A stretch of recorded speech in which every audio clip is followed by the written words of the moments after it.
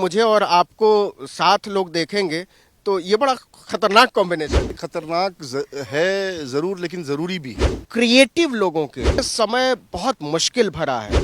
ये जो वक्त है ये एक तरह से अपने फॉर्म में तब्दीली का भी वक्त है। सिनेमा को एक फॉर्म के तौर पर खराब करने की कोशिश हुई। आप जिसको गोदी मीडिया कहते हैं, दरअसल वो पूंजी पे आधारित मीडिया है। प्रधानमंत्री की आवाज़ कोई ऐसी निजी आवाज़ नहीं है जिसका इस्तेमाल करने के लिए हमको प्रधानमंत्री की इजाज़त लेनी पड़ेगी। आपके लिए तो आगे कुआं पीछे खाई जैसी स्थिति हो गई है। जरूरी नहीं कि आप फिल्म बनाने के बाद लेखक नहीं रह जाते। लाइन से फिल्में पिटी। साउथ का सिनेमा है, वो सारी फिल्में जो हैं वो सुपरहिट होती हैं।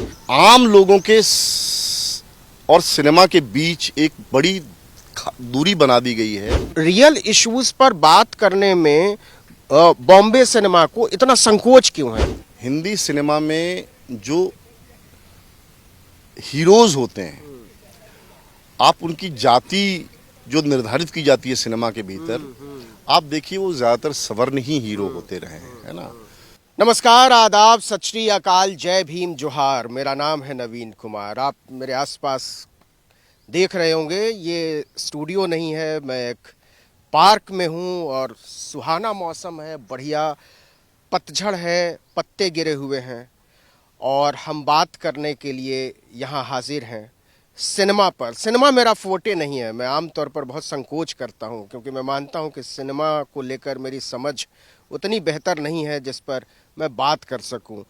लेकिन जब बात आए सिनेमा की सियासत पर, तब लगता है कि बात की जानी चाहिए।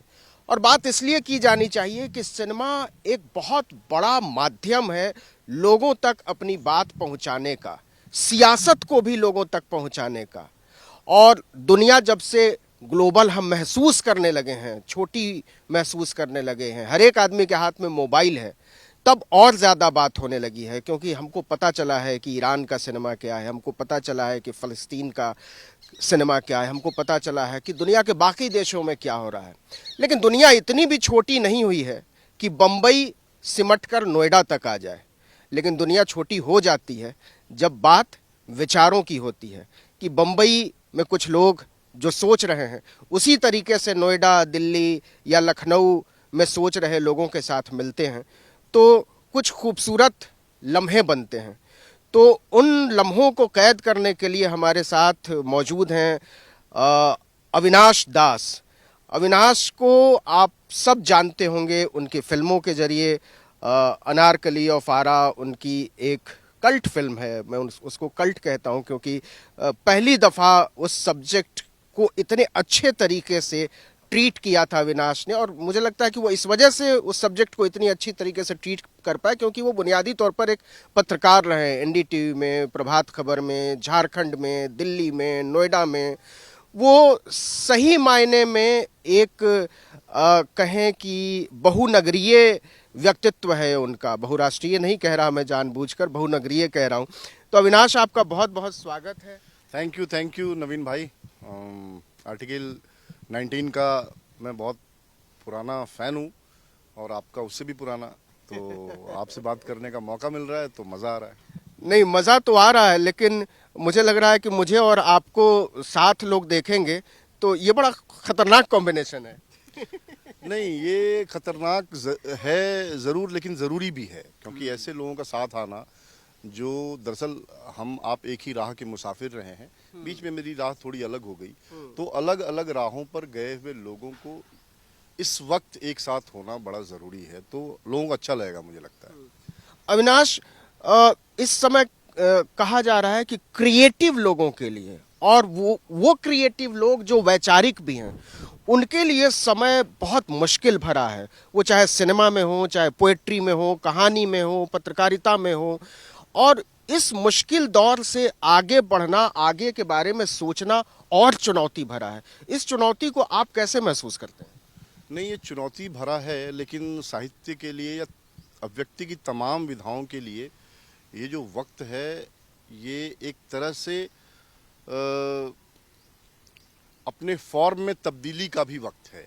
क्योंकि जब चीज़ें बहुत आसान होती है और आपके लिए कहना भी आसान होता है, तो व्यक्ति की चुनौतियां उतनी दिखाई नहीं पड़ती हैं, और व्यक्ति किसी भी चुनौती में ही जो है फलती फूलती और फूलों की तरह, कोपल की तरह फूटती है। तो आपने ईरान का जिक्र किया, फिलिस्तीन का जिक्र किया, है ना। मैंने पिछले दिनों पाकिस्तानी फिल्में देखी थी, जॉयलैंड, कमली, दुख्तर, मतलब बोल एक समय में आई थी, और आप जानते हैं। तो जहाँ ज़्यादा दमन है या जहाँ का सिस्टम ज़्यादा बुजदिल होता है, वहाँ का आर्ट फॉर्म जो है वो एक नए शेप में लोगों के सामने आता है। तो मुझे लगता है कि ये बहुत अद्भुत समय है लोगों के खड़े होने के लिए, लोगों के बोलने के लिए, किसी भी विधा में अपने को अभिव्यक्त करने के लिए। आप तो बम्बई में रहते हैं, सिनेमा से जुड़े हुए हैं। हम लोग दिल्ली में देखते हैं पत्रकारिता की क्या स्थिति है, एक बड़ा प्रचलित टर्म है गोदी मीडिया। तो सिनेमा में भी एक बहुत क्लियर कट डिवीजन आया, अगर कुछ नाम ना लेना चाहें तो, लेकिन समझते सब लोग हैं कि राष्ट्रवाद के नाम पर जिस तरीके की गंध मचाई गई और सिनेमा को एक फॉर्म के तौर पर खराब करने की कोशिश हुई शातिराना तरीके से, चाहे कश्मीर फाइल्स हो, ऐसी बहुत सारी चीजें आई, प्रोपेगेंडा फिल्में जिनको कहते हैं। तो उस माहौल में आपके लिए या आपकी तरह के लोगों के लिए फिल्में बनाना या फिल्मों के बारे में सोचना या पैसे लाना, प्रोड्यूस करना, ये कितना कठिन हो गया है? ये बहुत कठिन हो गया है, क्योंकि है क्या कि आप जिसको गोदी मीडिया कहते हैं, दरअसल वो पूंजी पे आधारित मीडिया है। उसी तरह सिनेमा जैसी जो कला विधाएं हैं, वो सिर्फ सोच और सिर्फ आपकी समझदारी और आपकी क्रिएटिविटी से ही संभव नहीं है। उसके साथ बाजार जुड़ा हुआ है, उसके साथ पैसे जुड़े हुए हैं। तो जब पैसे और कला का इस किस्म का संबंध हो, तो पैसे की तरफ से दबाव आना बहुत आसान हो जाता है, लाजिम हो जाता है। आप देखिए कि हिटलर के समय में जो गोएबल्स का पूरा एजेंडा था, उस समय उन्होंने जिस किस्म से सिनेमा को बनवाना शुरू किया था, वो दौर जो है, हम ऐसे अगर न समझें तो आज के हिंदुस्तानी सिनेमा में जो कुछ लोग हैं जो उस किस्म से काम कर रहे हैं, उनके कामों को देख करके हम समझ सकते हैं कि धीरे धीरे हम उसी राह पर जा रहे हैं। लेकिन तब भी बहुत सारे लोग, जैसे चार्ली चैपलिन, वहाँ से निकल करके उन्होंने बनाया, है ना, अपने तरीके का हस्तक्षेप रहा। हमारे यहाँ भी अभी एक फिल्म मतलब अगले ही हफ्ते रिलीज हो रही है, अनुभव सिन्हा की भीड़, है ना। वो आप देखिए कि उसका ट्रेलर आया, और ट्रेलर की पहली आवाज़ हमारे प्रधानमंत्री की आवाज़ थी। और प्रधानमंत्री की आवाज़ कोई ऐसी निजी आवाज़ नहीं है जिसका इस्तेमाल करने के लिए हमको प्रधानमंत्री की इजाज़त लेनी पड़े। लेकिन उसके खिलाफ इतना बड़ा माहौल हो गया कि टी सीरीज को भी उसका ट्रेलर वापस लेना पड़ा, यूट्यूब से डाउन करना पड़ा। और अनुभव सिन्हा की जो कंपनी है बनारस मीडिया वर्क्स, उसको भी वो वापस लेना पड़ा ट्रेलर, और उसमें से प्रधानमंत्री की आवाज़ को रिमूव करके फिर से जारी करना पड़ा। तो ये दौर जो है वो हर तरह से कब्जा जमाने का दौर है, जहां भी बोलने की कुछ मतलब स्थितियां मौजूद हैं, हाँ, उन स्थितियों पर। तो मुझे लगता है कि भारी समय तो है। और दूसरा क्या है कि जैसे आप गोदी मीडिया का आपने जिक्र किया, वहाँ भी अमेज़न प्राइम वीडियो पे एक सीरीज आई थी, तांडव, है ना। तांडव के खिलाफ पूरे देश में जगह जगह केसेस दर्ज हुए, और लोगों को अपने घरों से भागकर कहीं छिपना पड़ा जो उससे जुड़े हुए लोग थे। और उसके बाद प्राइम वीडियो ने सीरीज का एक महत्वपूर्ण हिस्सा जो है वो काट के फिर से री रिलीज किया, है ना, और बहुत सारे मुकदमों में फंसाया गया। अब उसके बाद की स्थितियां ये है कि तमाम ओटीटी प्लेटफॉर्म्स ने, प्रोडक्शन हाउसेज ने, कॉरपोरेट ने अपनी एक लीगल टीम बिठाई कि हम अगर स्क्रिप्ट कहीं सबमिट करते हैं, पिच करते हैं, तो उस टीम को भेजा जाता है। तो इस तरह की बंदिशें लगाई जा रही हैं। इन बंदिशों में जो उभर के आएगा बाहर और अपनी बात कह पाएगा, मुझे लगता है कि आने वाले वक्त में वही असली कलाकार होगा। अच्छा, आपके लिए तो आगे कुआं पीछे खाई जैसी स्थिति हो गई है कि सिनेमा चुनौतीपूर्ण हो गई और मीडिया में लौट नहीं सकते। हाँ, ये नहीं, देखिए क्या है कि नवीन भाई, ये मामला ऐसा है कि अगर आप एक पत्रकार हैं तो आप हमेशा एक पत्रकार होते हैं, once a journalist always a journalist. जैसे अगर आप लेखक हैं और आप फिल्म बनाने लगे हैं तो जरूरी नहीं कि आप फिल्म बनाने के बाद लेखक नहीं रह जाते हैं, है ना। एक नागरिक दायित्व के तौर पे भी अपनी बात कहनी होती है। मुश्किल तब होती है जब आपसे अपेक्षा की जाती है कि आप सिनेमा बना रहे हैं तो वही करें, दूसरा करेंगे तो दिक्कत होगी। भाई साहब, जो मेरे साथ पिछले साल दिक्कत पेश आई कि अगर आप सिनेमा बना रहे हैं तो सिनेमा के बारे में ही बोले, आप समाज और राजनीति के बारे में नहीं बोल सकते हैं। तो दिक्कत है, चुनौती है, लेकिन आप अपने गुस्से को या तो नियंत्रित कर लें, कमरे में बंद हो जाएं, और ऐसा करते हैं तो एक नागरिक के तौर पे ऐसे ही मरे हुए इंसान हैं।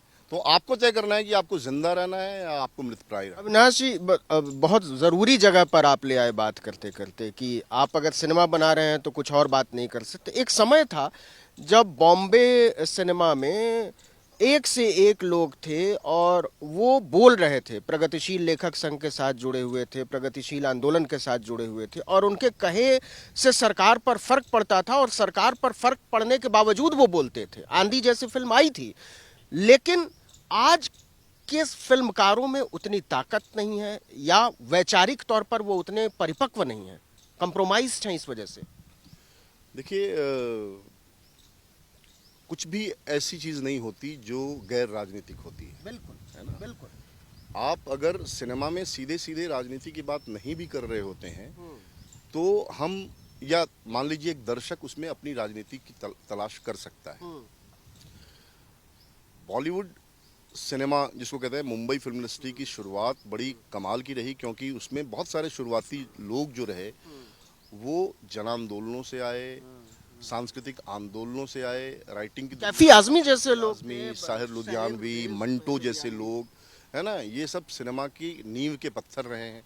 या पृथ्वीराज कपूर जिन्होंने नाटक का पूरा एक मामला, ऋत्विक घटक, बिमल रॉय, ये सारे लोग ऐसे लोग थे जिन्होंने जागते रहो से लेकर के, आप समझ लीजिए कि पूरा राज कपूर का सिनेमा, है ना, राज कपूर के सिनेमा ने आज़ाद हिंदुस्तान में गरीब आदमी की कहानी कही है ना, वो तीसरी कसम तक वो बात पहुंच, जागते रहो, जागते रहो।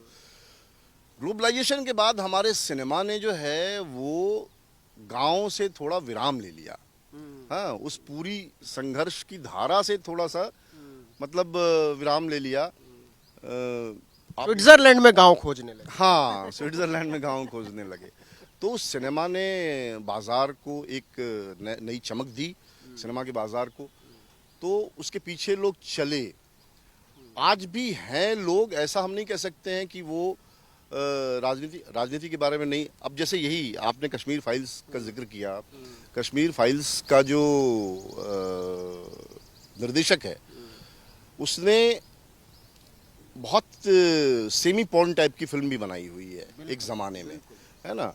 और सेंसर बोर्ड के जो इससे पहले के सज्जन थे, उन्होंने बहुत मतलब वाहियात फिल्में बनाई हुई हैं, लेकिन सेंसर बोर्ड में जब बैठ गए तो वो ये तय करने लगे कि सिनेमा में क्या दिखाया जाना चाहिए, क्या नहीं दिखाया जाना चाहिए। तो हर जगह बाजों को बैठा दिया गया है, और सिनेमा वाले अगर कोई बात बहुत बुलंदी के साथ नहीं कर रहे हैं तो सिनेमा एक इंडिविजुअल की चीज़ नहीं होती, है ना, उसके साथ बहुत सारी चीज़ें जुड़ी हुई थी। अविनाश जी, एक सवाल मुझे ध्यान में आ रहा है, और जो पिछले 2-3 साल मतलब पोस्ट कोविड जो फेनोमेनन है हिंदी सिनेमा का, और हिंदी में भी हम कहें बॉलीवुड सिनेमा का, लाइन से फिल्में पिटी, एक से एक बड़े बड़े नामों वाले लोग, और शाहरुख खान की फिल्म पठान से पहले की अगर बात करें तो लाइन से सारी फिल्में तमाम स्टार कास्ट के बावजूद, एक से एक बजट के बावजूद पिट गई। दूसरी तरफ साउथ का सिनेमा है, वो सारी फिल्में जो हैं वो सुपरहिट होती हैं, वो चाहे कर्णन हो या जय भीम हो या इस तरीके की फिल्में, और उसको हिंदी के दर्शक ने हाथों हाथ लिया। तो क्या हिंदी सिनेमा के पास कहानी खत्म हो गई है, या वो नज़रिया ख़त्म हो गया है डायरेक्टर्स के पास अपने आसपास की रियल स्टोरीज को देखने का, और वो एक हवाई कहानी पर फिल्में बना रहा है? अंतर क्या है कि आप क्या वजह देखते हैं कि हिंदी की फिल्मों को हिंदी का दर्शक खारिज कर दे रहा है, और अपनी भाषा में न होने के बावजूद दक्षिण की फिल्मों को, तमिल फिल्मों को, तेलुगु फिल्मों को वो सिर माथे पर बिठा रहा है? देखिए, जब आपने बोला था कि हम ये बातचीत करते हैं साथ में, तो मुझे बिल्कुल अंदाज़ा नहीं था कि आप किस बारे में बात करेंगे। और ये सवाल अभी आपने पूछा है, इसको मैं सिर्फ सिनेमा का सवाल नहीं मानता हूँ। जो कि आपने पोस्ट कोविड एक अंडर इन्वर्टेड कॉमा एक फ्रेज का इस्तेमाल किया, ये दरअसल एक तरह से सिस्टम का फेल्योर है, समाज का फेल्योर इस रूप में है कि एक तो कोविड के बाद हमारी आर्थिक स्थिति चरमराई है ना। दूसरा जो सवाल किया है कि जो मुंबई फिल्म इंडस्ट्री है जहां हिंदी सिनेमा बनता है, वो दरअसल मुंबई हिंदी की ज़मीन नहीं है ना। मुंबई में बैठ करके हम हिंदुस्तान के उन हिंदी इलाकों की रियल कहानियां जो हैं कह पाने में उतने सक्षम नहीं हैं जितने साउथ के लोग हैं। वो अपनी ज़मीन पर अपना सिनेमा बना रहे हैं। तीसरी बात जो है वो ये है कि आम लोगों के और सिनेमा के बीच एक बड़ी दूरी बना दी गई है। मल्टीप्लेक्सेस और कॉरपोरेट ने एक तरह से ऐसा हंगामा क्रिएट किया है कि सिंगल थिएटर मर गए, है ना। जहां पे आप 20 रुपए 30 रुपए 40 रुपए में फिल्म देखते थे, वहां आप 200 रुपए में से कम में फिल्म देख ही नहीं सकते। उसके बरक्स आप साउथ के सिनेमा को देखिए कि हर 20 किलोमीटर पे 10 किलोमीटर पे आपको एक सिंगल थिएटर, एक सिनेमा हॉल आपको मिल जा रहा है। वहाँ ये कल्चर बहुत तरीके से डेवलप हुआ है। फिर साउथ के सामाजिक राजनीतिक आंदोलन हिंदी इलाकों के राजनीतिक सामाजिक आंदोलन से ज़्यादा तीक्ष्ण है ना। वहाँ दलित फिल्म मेकर, पारंजीत जैसे फिल्म मेकर आते हैं और अपने इश्यूज़ को टैकल करते हैं। हम मराठी में नागराज मंजुले की बात करें, सैराट से लेकर के आप फंडरी से आप उनकी यात्रा को मान सकते हैं। तो हमको लगता है कि अगर हिंदी सिनेमा को ज़्यादा प्योर, ज़्यादा रियलिस्टिक होना होगा तो मुंबई से बाहर आना होगा। जैसे अगर नोएडा में हैं हम और नोएडा के से आप दिल्ली जाते हैं तो बीच में गाजीपुर के पास कचरे की एक बहुत बड़ी बस्ती है। मैं जब उधर से गुजरता हूँ तो सोचता हूँ कि यहाँ लोग जो हैं बरसों बरस से रह रहे, कैसे रह रहे होंगे। क्या खिड़कियों से वो हवा नहीं आती होगी उनके पास? लेकिन इस किस्म से यूज टू हो गए हैं कि मतलब, लेकिन उसकी कोई कहानी हमने अभी तक नहीं देखी, किसी ने कहने की कोशिश नहीं की उस बस्ती में, है ना। तो जब तक हमारा हिंदी सिनेमा अपनी ज़मीन से नहीं जुड़ेगा वो फेल्योर होता रहेगा। पठान एक तुक्का है, पठान एक बहुत महान सिनेमा नहीं है, एग्री, हाँ, लेकिन बहुत सारी वजहों से वो सिनेमा के साथ लोग खड़े हुए। क्योंकि जिस किस्म से खान का बायकॉट चला, समाज का प्रतिरोध उसमें देखिए, सिनेमा की ऊंचाई मत देखिए, है ना। सिनेमा ऊंचा हिंदी का तभी होगा जब साउथ के सिनेमा की तरह अपनी ज़मीन से जुड़ेगा। आपने जिन कुछ फिल्मों के नाम लिए उस तरह की फिल्में बनाएगा, है ना, अपनी कहानियों में अपना अक्स तलाशेगा। अब जैसे अनुभव सिन्हा से पहले कास्ट को लेकर बहुत मुखर तौर पर बहुत ईमानदारी से कोई बात नहीं हुई। 2 बीघा ज़मीन के बाद फिर आर्टिकल 15 है, बीच का एक बहुत बड़ा मैदान खाली हो जाता है।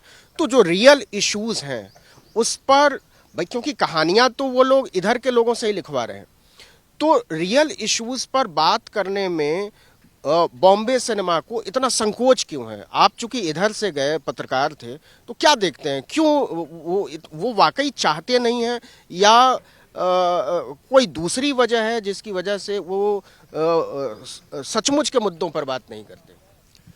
देखिए, पिछले कई सालों से मैं देख रहा हूँ मीडिया में एक सर्वे होता रहा है कि न्यूज़ रूम में कास्ट डाइवर्सिटी कितनी है।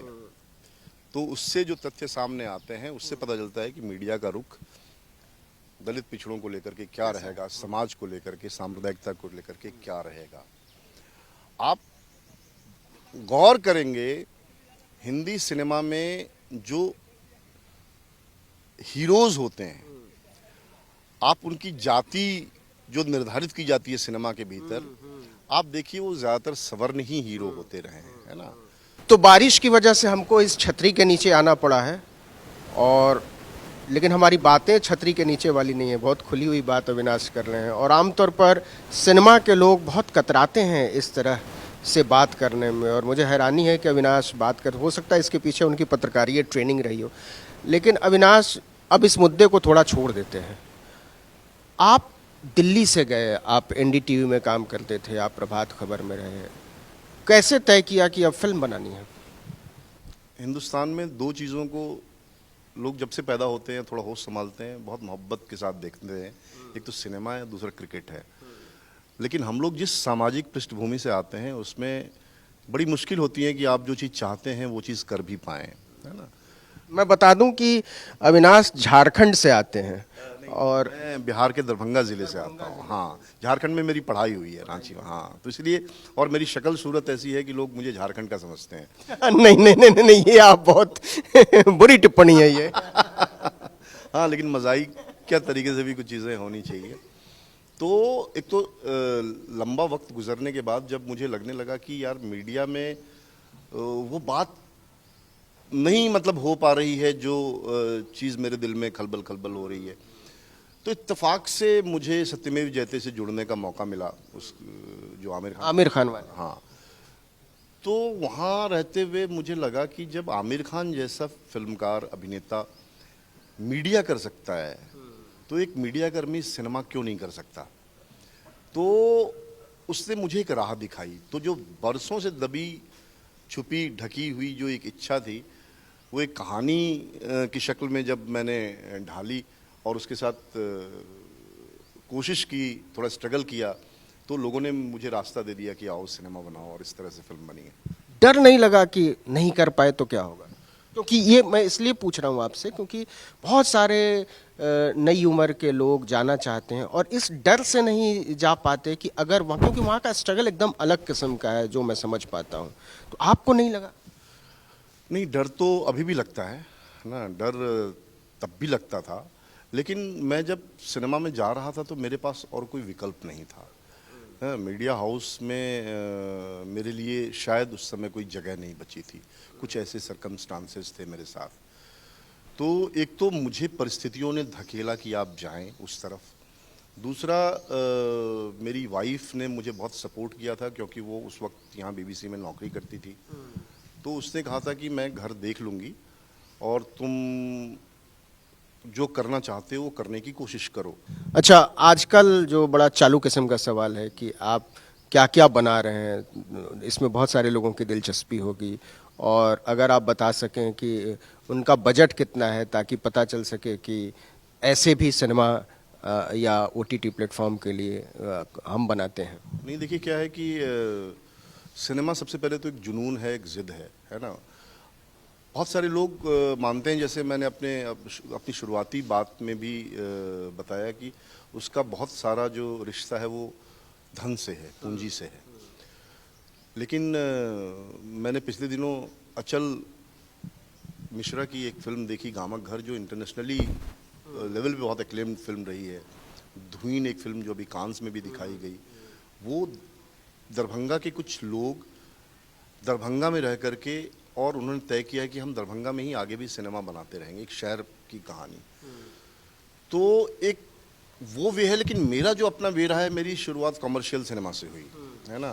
मैंने एक पूरे सेटअप के साथ सिनेमा बनाया, अपना पहला सिनेमा अनारकली ऑफ आरा। फिर उसके बाद इम्तियाज़ अली ने मुझे ऑफ़र की उनकी सीरीज़ डायरेक्ट करने के लिए, तो मैंने शी किया, नेटफ्लिक्स पे है। फिर एमएक्स प्लेयर के साथ एक सीरीज़ मैंने की, उसका नाम था रनअवे लुगाई, है ना। वो बिहार की कहानी थी, वो किसी और की कहानी है। फिर Z5 के लिए एक फिल्म की, रात बाकी है। इन 4 कामों के बाद मुझे लगा कि मैं, मतलब अनारकली तो फिर भी ठीक है, जहाँ से मेरी शुरुआत है, लेकिन मैं कर क्या रहा हूँ, है ना। तो बहुत पहले मैंने हंस में एक कहानी पढ़ी थी, झारखंड के एक लेखक है अश्विनी कुमार पंकज, जो आदिवासी अस्मिता पे बहुत सारा लिखते हैं कुछ। तो उस कहानी पे मेरा बहुत दिनों से फिल्म बनाने का मन था। तो 2021 और 22 में मैंने उस कहानी को स्क्रीन प्ले में बदलने का काम किया कायदे से। हाँ, पहला ड्राफ्ट तो बहुत पहले मैं लिख चुका था, 5-6 साल पहले, लेकिन फिर से जब लगा कि ये करना चाहिए यार, बहुत हो गया, तो वो किया। और दिसंबर में मैं वो फिल्म शूट करके आया हूँ, और बहुत छोटी पूंजी से वो फिल्म बनी है। मुझे लगता है कि 2-2.25 करोड़ के आसपास। ये हालांकि कहने में मैं छोटी पूंजी वहाँ के लिहाज से कर रहा हूँ, ये है, लेकिन सिनेमा के लिहाज से तो वाकई हाँ, बहुत छोटी पूंजी है। उसके बाद जो मैं अगले महीने एक फिल्म जो शूट कर रहा हूँ, वो हिंदी के एक लेखक रहे जो बहुत कम उम्र में गुजर गए, 20-32 साल में गुजर गए, वसु मालवीय। उनकी 3 कहानियों पे केंद्रित है, और वो सांप्रदायिकता के खिलाफ अपनी बात कर रही है वो कहानियाँ। तो उन कहानियों को अडॉप्ट किया है हमने। उसके बाद मैं जिस सीरीज़ पे काम कर रहा हूँ, वो अंग्रेज़ी के एक राइटर हैं कुणाल बसु, उनका नॉवेल है कलकत्ता, जो बहुत मशहूर हुआ है, उस पर कर रहे हैं। और एक और फिल्म है जिसकी के डेवलपमेंट प्रोसेस में है, राइटिंग के, तो वो एक फिल्म है जो मतलब मैं सुगंध फिल्म्स के साथ कर रहा हूँ, जो झामू सुगंध एक बड़ी लिगेसी रहे हैं फिल्म के, उन लोगों के साथ। तो ये सारी गतिविधियां हैं। अच्छा, एक मज़ेदार सवाल, मेरी तरह के लोग अगर कुछ स्क्रिप्ट लिखना चाहें, डायलॉग लिखना चाहें, तो कैसे सीख सकते हैं? मैं लिखने की बात नहीं कर रहा हूँ, लिखना सीख कैसे सकते हैं? ये सीखने जैसा कुछ नहीं है इसमें, है ना। जो आप महसूस करते हैं, जो पर्दे पे देखना चाहते हैं, आप एक रिपोर्ट लिखते हैं, मुझे लगता है कि स्क्रीन प्ले वही है। आप अगर 1 से 1.5 से 2 मिनट का वीडियो बनाते हैं, एक न्यूज़ कट बनाते हैं या 5 मिनट का बनाते हैं, उसमें आप तय करते हैं कि एक भी लाइन ऐसी फालतू ना हो जो लोगों को लगे कि ये तो अप्रासंगिक लाइन है इस पूरी बातचीत में। स्क्रीन प्ले दरअसल वही है, एक लाइन के बाद दूसरी लाइन में लोग कैसे उनकी दिलचस्पी जगेगी, वो आप सीन में बदल दें। अगर आप यहाँ पे 50 पंक्तियाँ लिखते हैं, वहाँ 50 सीन सोचें उन पंक्तियों में, तो ये बड़ा आसान काम है। बाकी विज़न ज़्यादा महत्वपूर्ण है, स्टैंडिंग ज़्यादा महत्वपूर्ण है, आप जो समाज के बारे में सोचते हैं वो ज़्यादा महत्वपूर्ण है। तो बाकी काम करने के लिए आपके पास टेक्निकल सपोर्ट आ जाते हैं। हाँ, तो अगर आप चाहें, आप जैसे लोग, तो आज जो सिनेमा बन रहा है उससे ज़्यादा बेहतर सिनेमा बनेगा, और आना चाहिए आप जैसे लोगों को सिनेमा में। एक आखिरी सवाल है अविनाश की, क्या इस हालात में बदलाव की, वो चाहे सिनेमा के ज़रिए हो, चाहे पत्रकारिता के ज़रिए हो, चाहे पॉलिटिक्स के ज़रिए हो, कविता, कहानी, उपन्यास, लेखन, गीत, संगीत के ज़रिए हो, कोई उम्मीद दिखाई देती है कि हम अपने समय को नफ़रत के ख़िलाफ़ जाता हुआ देखेंगे, घृणा के ख़िलाफ़ जाता हुआ देखेंगे, या जो मुसलमान या अल्पसंख्यक विरोधी माहौल है उसको ख़त्म हुआ देखेंगे? कोई उम्मीद नज़र आती है? देखिए, सबसे पहली बात कि बदलाव तो ज़माना खुद अपना करेगा, है ना। समाज खुद अपने आप को बदलेगा। आप देखिए कि अभी जेलें भरी हुई हैं, रोज़ प्रतिरोध की एक बात करने वाले पे मुकदमे हो रहे हैं, आप जैसे पत्रकारों पर नज़र रखी जा रही है। अगर ये सारी चीज़ें ज़्यादा से ज़्यादा हो रही हैं, इसका मतलब उम्मीद है, यानी लोग प्रतिरोध में खड़े हैं। अभी अपनी बात कहना ही एक बड़ी बात है ना। तो मुझे लगता है कि आप ट्विटर देख लीजिए, फेसबुक देख लीजिए, वहाँ नफ़रत की एक तरफा आंधी नहीं है, उसका काउंटर करने वाले लोग भी आपको बहुत ढंग से दिख रहे हैं। तो जब तक ये सारा परिदृश्य आपके सामने है, तब तक मुझे लगता है कि उम्मीद है। तो ये अविनाश बहुत बड़ी बात कर रहे हैं, और हम सब लोग उम्मीद करें, क्योंकि उम्मीद से ही दुनिया बेहतर बनती है। हम सब लोग उसी उम्मीद से हैं, तो हम शायद देख पाएंगे। हम नहीं देख पाए तो हमारी आने वाली नस्लें देखेंगी बदली हुई दुनिया, बदला हुआ भारत, बदला हुआ ज़माना, और हम सब एक बेहतर दुनिया का सपना देखते हैं। मौसम बहुत अच्छा हो गया है, बारिश हो रही है मार्च के महीने में, और अविनाश बम्बई से चलकर दिल्ली तक आए और हमने बहुत खूबसूरत बात की। शाम को इनकी फ़्लाइट है, खूबसूरत शाम भी बिताई कल साथ। कल शाम हम लोग बहुत देर तक, रात के 12 साढ़े 12 बजे तक साथ थे। तो अविनाश, आपका बहुत बहुत शुक्रिया आर्टिकल 19 से बात करने के लिए, और हम ये भी उम्मीद करते हैं कि आने वाले दिनों में अगली बार जब हम और आप बात कर रहे होंगे तो हमारी शाम और बेहतर होगी, और हम आपकी फिल्मों का जश्न मना रहे होंगे। बार बार करेंगे ऐसा, और बहुत थैंक यू सर, आपने मुझे मौका दिया। नहीं, आर्टिकल 19 पे बात आपने आर्टिकल 19 पर बात करना मंजूर किया, इसके लिए आपका बहुत बहुत शुक्रिया। और हम बार बार मिलेंगे, क्योंकि हमारी तरह के लोगों का बार बार मिलना बहुत ज़रूरी है, और जितने ज़्यादा लोग मिलेंगे, आपस में बात करेंगे, एक दूसरे के संपर्क में रहेंगे, उतनी ही गुंजाइश बेहतर होती जाएगी। तो दोस्तों, मिलते रहिए, मुझसे भी मिलिए, अविनाश से भी मिलिए, हमारी तरह के तमाम लोगों से मिलिए, उन लोगों से भी मिलिए जो किसी से मिलना नहीं चाहते। आप सबका बहुत बहुत शुक्रिया।